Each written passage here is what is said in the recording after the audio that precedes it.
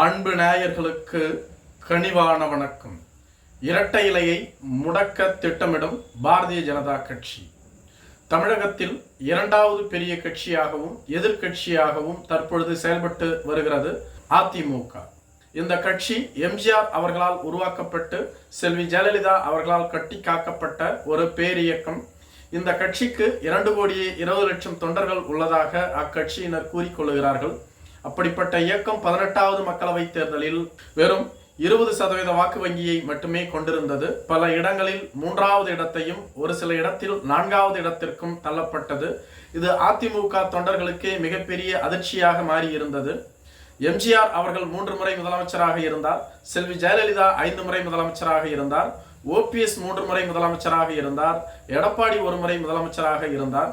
இப்படி 4 முதலமைச்சர்களை உருவாக்கிய ஒரு பேரியக்கம் தற்பொழுது தள்ளாடி கொண்டிருக்கிறது.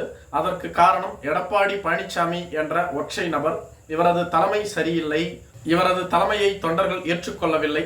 இதனால்தான் அதிமுக தற்பொழுதைய படுபாதாள நிலைக்கு தள்ளப்பட்டுள்ளது என்று அதிமுகவின் தொண்டர்களே கூறி வருகிறார்கள்.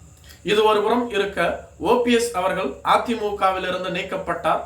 எனவே அவர் அதிமுகவிலிருந்து தன்னை நீக்கியது செல்லாது, அதிமுகவினுடைய கட்சி விதிகளுக்கு உட்படாமலேயே தன்னைத்தானே பொதுச் செயலாளர் என அறிவித்துக் கொள்கிறார் என ஓபிஎஸ் தரப்பில் சிவில் வழக்குகள் பதிவு செய்யப்பட்டுள்ளது. அந்த வழக்குகளை விசாரித்த நீதிமன்றம் ஓபிஎஸ் தரப்பு நியாயத்தையும் கேட்ட பின்புதான் இரட்டை இலையை எடப்பாடி பழனிசாமிக்கு ஒதுக்குவோம் என்றும் கூறிவிட்டது. இது ஒருபுறம் இருக்க, மத்தியில் ஆளும் கட்சியாக செயல்பட்டு வரக்கூடிய பாரதிய ஜனதா கட்சியோ அதிமுகவோடு பாரதிய ஜனதா கட்சியை கூட்டணிக்குள் கொண்டு வர எடப்பாடி பழனிசாமி ஒப்புக்கொள்ள வேண்டும். இல்லை என்றால் எடப்பாடி பழனிசாமியையே அதிமுகவிலிருந்து வெளியேற்ற வேண்டும். இந்த 2 திட்டத்தில் ஒன்றை செயல்படுத்த பாரதிய ஜனதா கட்சி தயாராக உள்ளதாக கூறப்படுகிறது. குறிப்பாக பாரதிய ஜனதா கட்சியின் தலைவர்களோ அதிமுகவை ஒருங்கிணைக்கப்பட வேண்டும். அதிமுகவின் முக்கிய தலைவர்களாக கருதப்படக்கூடிய சசிகலா, ஓபிஎஸ், டிடிவி தினகரன் போன்றவர்களை இணைத்து வலிமையான ஒரு பேரியக்கமாக மாற்ற வேண்டும் என்பதே இவர்களது கருத்தாக இருந்து வருகிறது. ஆனால் இவற்றை எடப்பாடி பழனிசாமி அவர்களோ தொடர்ந்து மறுத்து வருகிறார். இது ஒருபுறம் இருக்க, எடப்பாடி பழனிசாமி தொடர்ந்து பாரதிய ஜனதா கட்சிக்கு ஆதரவாக செயல்பட்டு வந்தார். அதாவது அவர் முதலமைச்சராக இருக்கும் வரையில். தற்பொழுது அவர் முதலமைச்சர் இல்லை. எனவேதான் அவர் தொடர்ந்து பாரதிய ஜனதா கட்சி சொல்வதையும் கேட்பதில்லை, ஓபிஎஸ் சொல்வதையும் கேட்பதில்லை, கட்சியினுடைய முக்கிய தலைவர்கள் சொல்வதையும் கேட்பதில்லை. இதற்கு காரணம் அவர் தான் அதிமுகவின் பொதுச் செயலாளர் என்ற மமதையில் செயல்பட்டு வருகிறார்.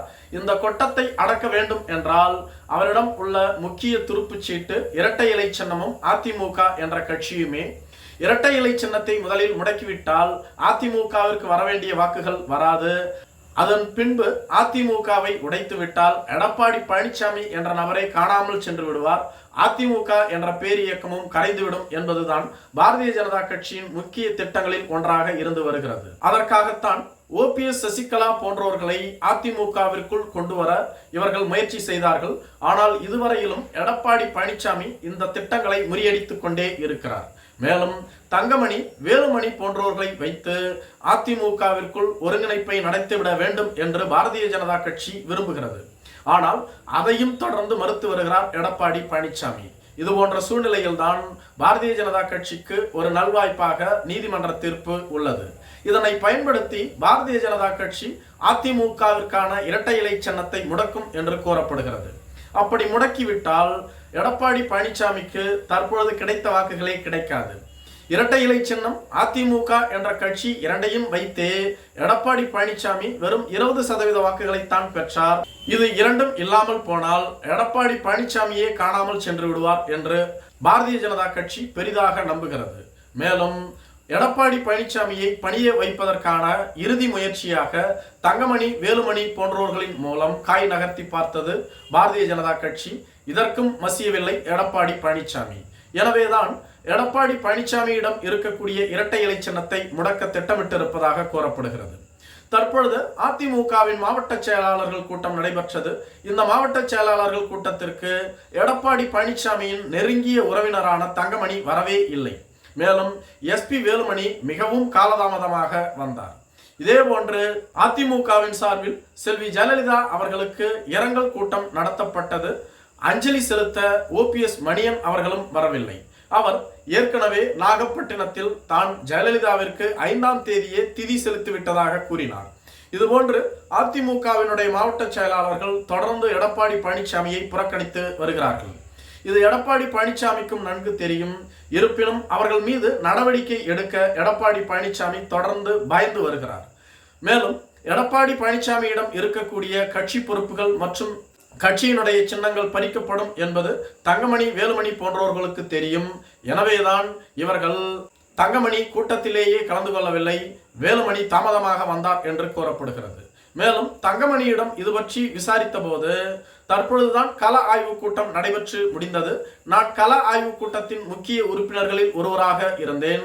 நான் எந்தெந்த மாவட்டத்தில் கள ஆய்வு செய்தேனோ அவற்றை ஒரு தொகுப்பாக ஒருங்கிணைத்து அதை தலைமையிடம் சமர்ப்பிக்க வேண்டும்.